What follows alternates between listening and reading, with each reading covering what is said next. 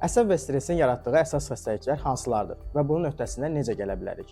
Əvvəlcə sizə əsəb və stressin yaratdığı 3 əsas faktordan danışacağam, sonra həmin problemin öhdəsindən gəlməyin metodlarını paylaşacağam. Fikirləşirəm ki, bu deyəcəyim 3 səbəb bütün insanların həyatında mövcuddur. İlk səbəblərdən biri iş həyatında yaşadığımız stresli mühitdir. Buraya sıx iş qrafiki, həddindən artıq məsuliyyətli işlər və sair daxildir. İkinci səbəbə ailə münasibətləri daxildir. Ailə münaqişələri, valideynlik stresi, partnyorla olan problemlər və s. bura daxildir.